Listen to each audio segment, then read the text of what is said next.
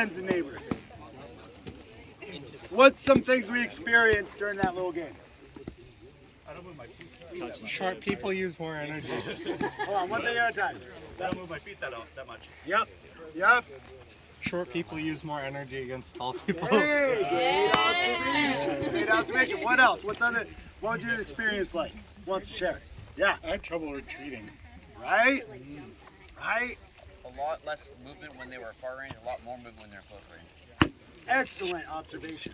I had to consciously keep my stance correct.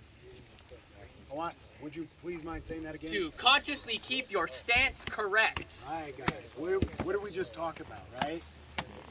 That your stance will develop as you will, and you want this to become your home. Because as you're adding layers of complexity to combat, it becomes harder and harder to keep all these things in your head, right? So that's why it behooves you to practice your stance, right? Excellent observations, guys. Okay, so now we're going to talk about body mechanics. Okay? We're going to talk about body mechanics. What are some aspects of good body mechanics? What are some things that are related to that concept, that big idea? Moving in a way that you don't hurt yourself. That is a fantastic one. Can you say that again, please? Moving in a way that you do not hurt yourself. Yeah, injury prevention. Right? Again, where do boffer fighters blow out the most? Their knees. And their Elbows. Wrist too, right? So having good body mechanics means we'll be able to fight longer and enjoy doing the things we love as we age. What are some other aspects of good body mechanics? Knee over toes. Mm-hmm. Fluidity. Fluidity, right? What else? Conserving your potential mechanical energy. Economy of motion. That's it, yeah. Right? Yeah. Still valid. Great. Yeah, what else? If we have good mechanics, how should that affect the way we throw our shots? More power. More Energy power. transfer. But less what? Ooh, I heard it. Over there. More efficient. 100%. Right? 100%. If I'm fighting PDQ,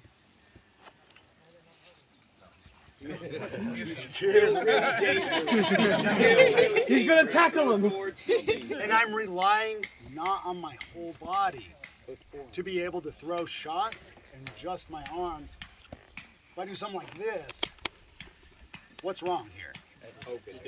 Super open. My arm is out here in space. It becomes detached from my body, and I'm going to get the dog piss stabbed out of it. Right? You're going to whack him in the head real quick. It's the little victories, really. Yeah.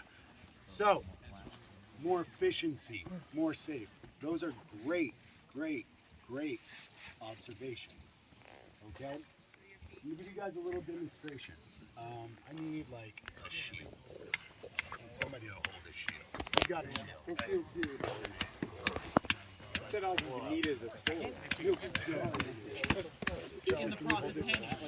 No, you can't use it. So this is a really good way to demonstrate a concept that is crucial to having good body mechanics. You might have heard it called chaining. You might have heard it called linking. You might have heard it called full body unity. That's using your full body with a strike, right?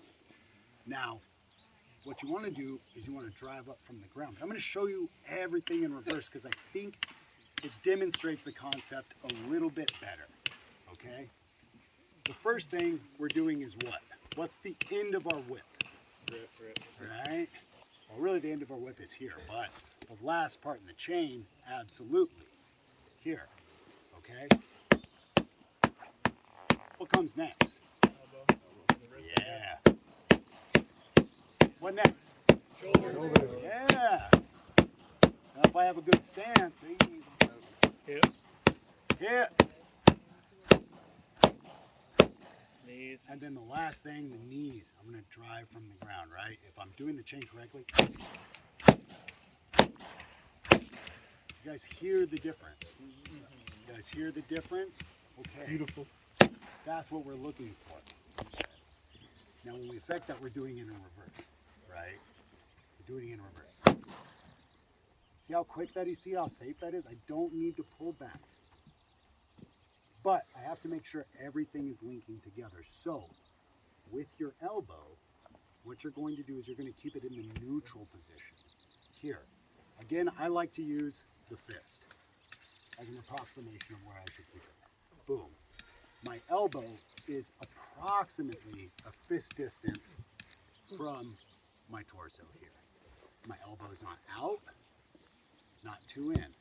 It lines up with my shoulder. And where do we want our shoulders, guys? Down and Relax. up. You guys are on it, right? Relax. So that this motion should not use any more energy as far as pulling back than it needs to. I should be able to get that same pop here, okay? So, what we're going to do is we're going to play again, okay?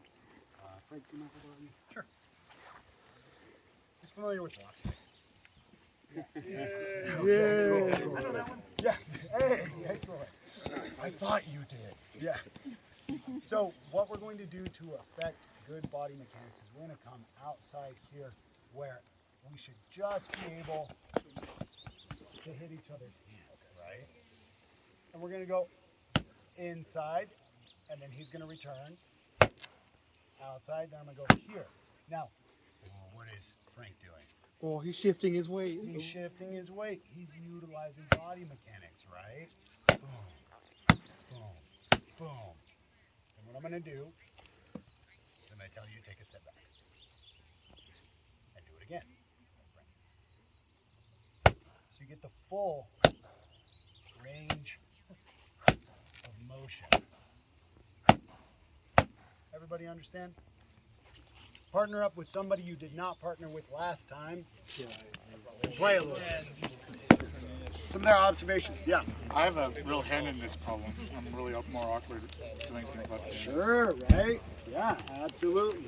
I spend a lot of time, most of us, with one dominant hand, and it's easy and intuitive to affect good body mechanics, that weight shifting, your hips, right?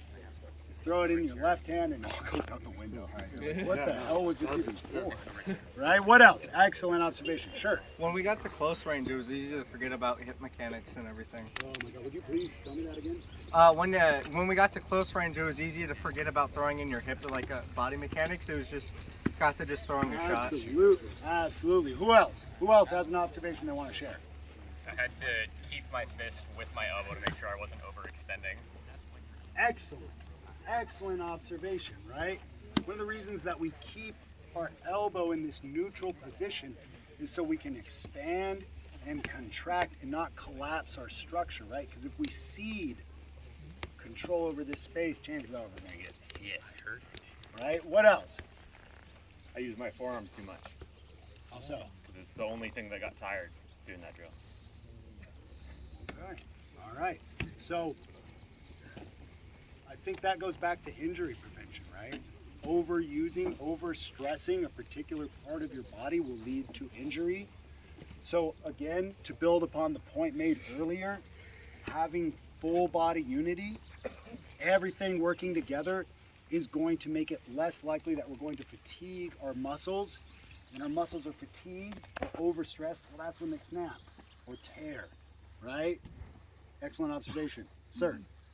Wouldn't that also be the fact that he's already preparing the next shot instead of the block that's coming? It might be. Valid observation. Valid observation. Having some expectations there, right? What else? Quirk. Inside and outside shots felt very different. They come from different angles.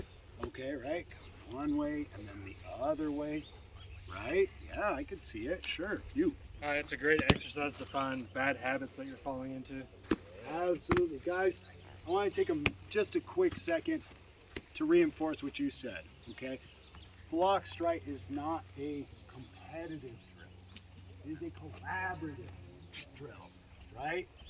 Only going to be as good as your sparring partner, right? And we want to build each other up, right? This is the laboratory. This is not the place to be keeping score, right? This is the laboratory, right? And if you can find a partner that's as invested in you as you are in them, a rising tide is gonna float all boats, right? Appreciate you saying that. So let's talk about shots now. Let's talk